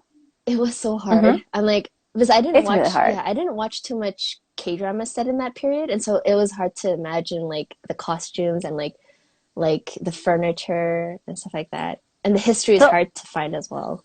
It is. I mean, the only one really is probably Scarlet Heart. Yeah, yeah, That's yeah. yeah, which is like very Yeah. like a lot of liberty Yeah. taken with that one. Exactly. Although they were real people, the Hmm. princes. Hmm. That one was interesting. Yeah. I So I I do this thing sometimes though when I'm watching a drama and I'm like, I think it's gonna end sadly, you and then stop. I'll look up spoilers, Oh, so and you if can be it's prepared. too sad, then I'll Yeah. stop. Oh, okay. Um, That's like looking at the end of the book. but like I don't do it until I start to get I have like a weird instinct. I'm like, I don't think Oh. this is gonna Oh go yeah. well, Yeah. especially for ones like based on actual history because they Yeah. have to kind of stick with like the history. Hmm. And so they were like, well, these people die in history, Mm. so or whatever, like not so I get really I get Yeah. really It's very discouraging to watch. but Yeah. it was an interesting. I know that there's people who stand for that drama. Yeah. They really loved it. They want to cry and stuff like that. Yeah, you Yeah. want the like emotional Hmm. release of it, which I Yeah. get. I mean, K-dramas are really good at like giving people emotions. Yeah. Um, let me see. Do people have any other questions? I'm really bad at this. The scrolling, it's so hard. Yeah. I'm trying as well. Do, do, do. Hmm. It's just like people watching our faces really close to the screen now. uh, um, what's your okay? What is I actually have this written down. I forgot okay. to ask. Choose a K-pop theme song Oh. for The Silence of Bones. So I chose this very obscure one, which is called Gray Skies by Okay. 𝙏𝙃𝙀. I don't know who it is. By Do who? you know 𝙏𝙀? Do you know?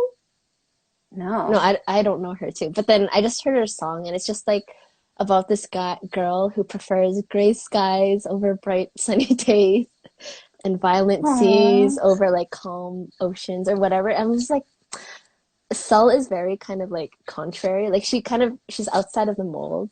And so I thought that would fit her very well. So that's what I chose. Aww.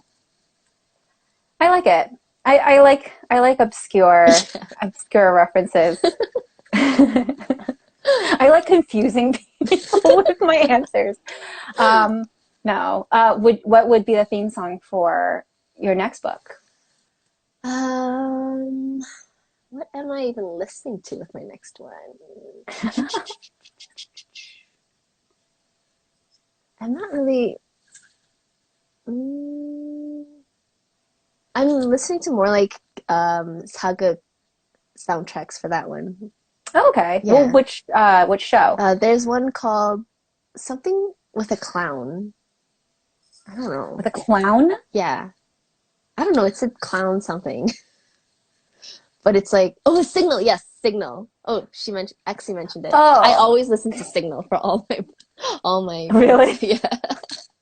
It's so Okay. angsty. Yeah. It is, yeah. Oh, I do listen to Moon Embracing the Sun soundtrack Oh, a yeah. lot because I that should. has a Oh, lot of good yeah. ones. Crown Clown. Yes. The Crowned Clown. Okay, so I think we should just like wrap things up. This is like the third live interview. So I'm just gonna wait for Kat, and then we'll close the chat and say thank you to everyone. I don't think most people do like 3 live chats, but we did because we were having too much fun. But thank you for dropping by, everyone, to say hi. Let's just wait for Kat. Do do do. I'll just pour myself some more tea while we wait.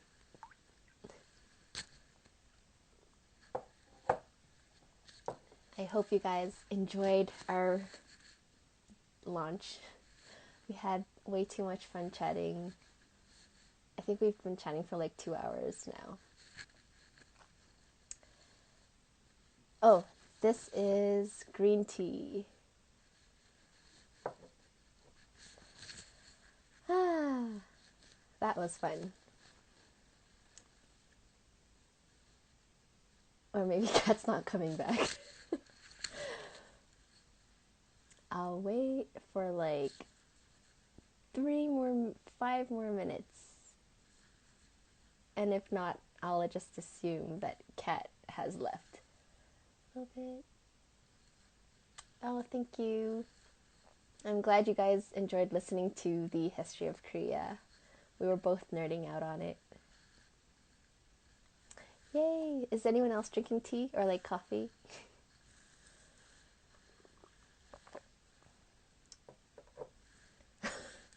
Alright, solo me. Oh, Kat is here. Okay. I was just sharing, Kat, that we could just like wrap it up since we spoke for 2 hours. And everyone probably needs to go sleep or something. Oh, okay. Alright. We were having too much fun. Okay, so I will wrap this up. Thank you everyone for coming. And if you have any more questions to ask Kat or I, you could just hop on over to my Instagram post, any post, and just ask it, and I'll answer it. And I'll just, if I can, I'll scroll through and see what questions we missed, and I'll answer them in future videos.